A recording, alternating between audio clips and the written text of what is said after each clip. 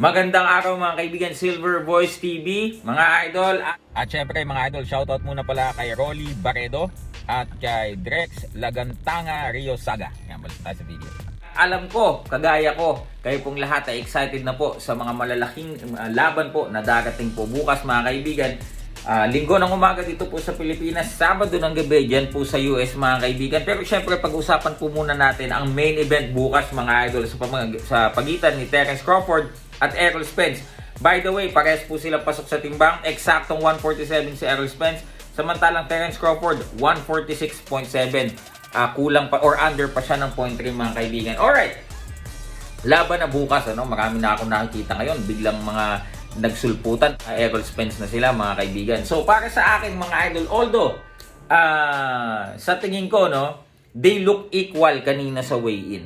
Hindi gaanong makita yung size difference na meron si or advantage na meron si Errol Spence.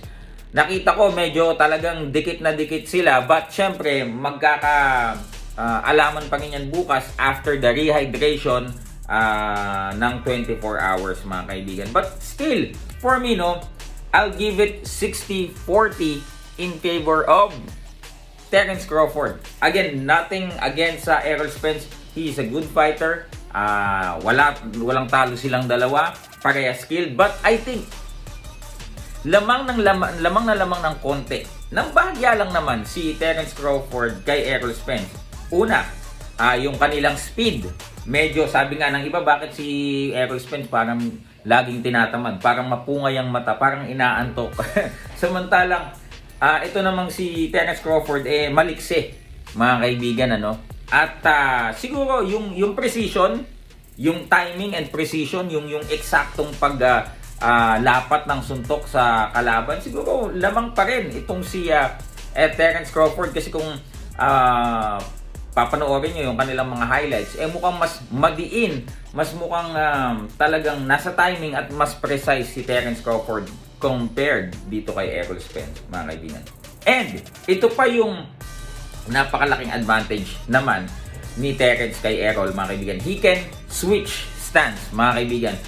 He is an ambidextrous fighter, meaning he can fight both orthodox and southpaw, and both of the stance na ginagamit niya effective siya, mga kaibigan. Alright?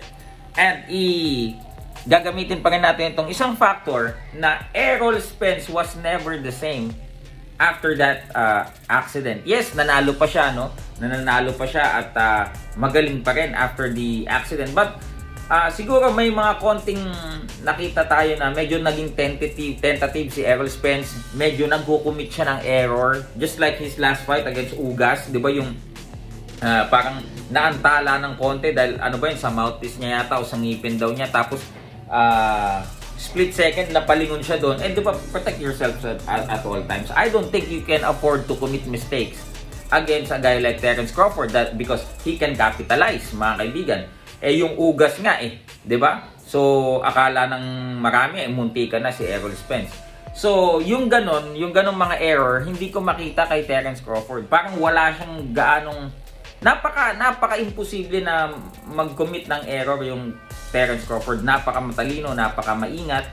And siguro yun lang kung makakapag-adjust yung kampo ni Errol Spence, marahil 'di ba, matatapos to up until 12 rounds. And sa side naman ni Terence Crawford, this is a question. Can you stop or can you knock out a guy like Errol Spence, 'di ba? Or mananalo ka by decision. So, ito mga kaibigan, para sa akin, it's either a late round TKO victory for Terence Crawford or a decision victory over Terence Crawford. Comment down below. Sangayon ba kayo o tingin nyo si Errol Spence ang mananalo? I-comment nyo dyan at sabihin nyo sa akin at ipaliwanag nyo kung bakit. Sa mga nais pang tumalpak, yung link ng talpakan, Spence versus Crawford, ay ko dyan sa comment section. Ilalagay ko sa comment section. Maraming salamat, Silver Voice TV. Magandang umaga.